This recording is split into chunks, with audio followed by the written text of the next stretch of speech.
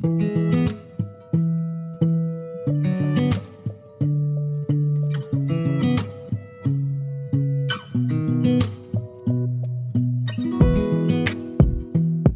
ప్రధాన కారణాంక లబ్ధంగా ఇచ్చి గసాబా కట్టడం చెప్పాడు.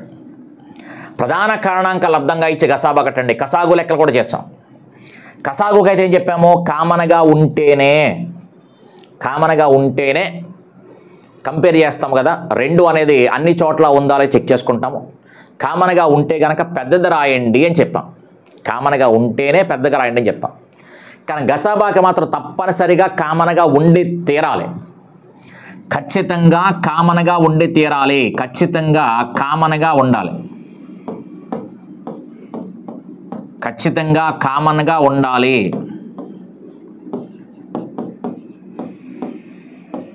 కామన్గా ఉండాలి. అందులో చిన్నది రాసుకుంటాం. అందులో చిన్నది రాస్తాం.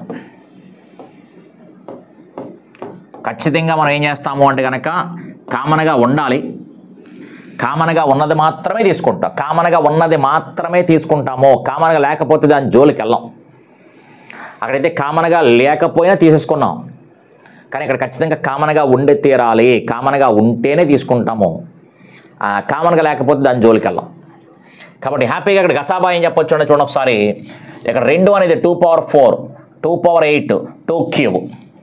ఇది 2 పవర్ 4, 2 పవర్ 8, 2 క్యూబ్. అంటే 2 అనేది అన్ని చోట్ల ఉంది కాబట్టి కామన్గా 3 చోట్ల ఉంది. కాబట్టి 2 రాసుకోవడానికి అవకాశం ఉంది. 2 రాసుకోవడానికి అవకాశం ఉంది. అందులో ఏం రాసుకోవాలి అంటే కనుక అందులో చిన్నది రాయాలి. చిన్నది. కసాగులు అయితే పెద్దది రాసాం. ఇక్కడ చిన్నది రాయాలి. ఓకే అండి. కామన్గా ఉన్న దానిలో ఏదైతే కామన్గా ఉందో అందులో చిన్నది రాయాలి. కాబట్టి ఇది 2 పవర్ 4, 2 పవర్ 8, 2 క్యూబ్. చిన్నది ఏముంది 2 క్యూబ్. అందుకే 2కు సంబంధించి ఏం రాస్తామంటే 2 క్యూబ్ అని రాస్తాం. ఇంటూ నెక్స్ట్ 3కి సంబంధించి చూస్తే 3 అనేది ఇక్కడే ఉంది కాబట్టి 3 రాయం. 3 ఒక చోటే ఉంది, అన్ని చోట్ల కామన్గా లేదు. ఇక 5 కామన్గా ఉంది. ఇక్కడ 5 ఉంది, 5 క్యూబ్ ఉంది, 5 పవర్ 11 ఉంది. అందులో చిన్నది ఏంటి అంటే కనుక 5 పవర్ 1 కదా. 5 పవర్ 1, 5 క్యూబ్, 5 పవర్ 11. అన్నిటికంటే చిన్నదే ఉంది 5 పవర్ 1 అంటే 5.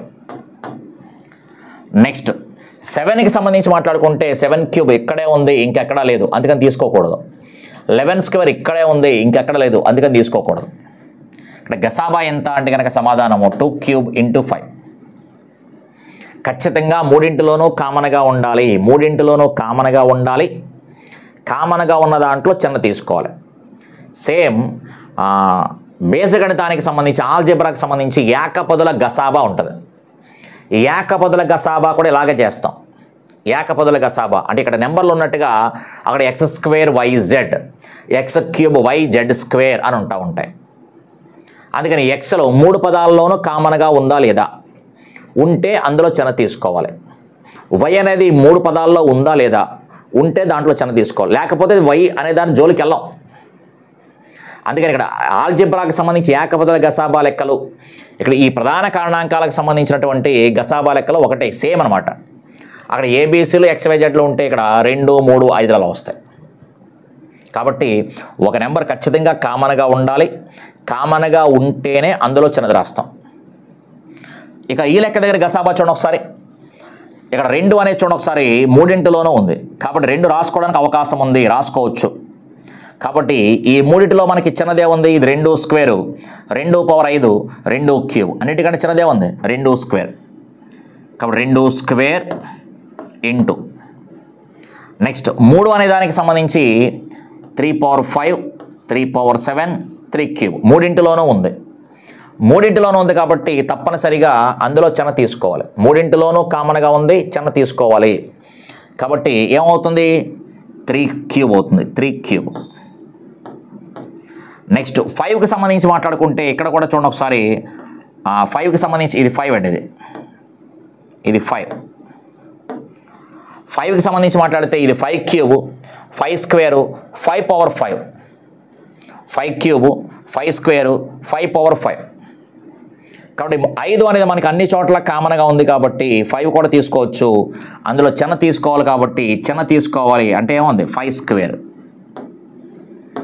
5 స్క్వేర్. ఓకే, ఇక్కడ 3 క్యూబ్ తీసుకున్నాము, ఇక్కడేమో 5 స్క్వేర్ తీసుకున్నాం.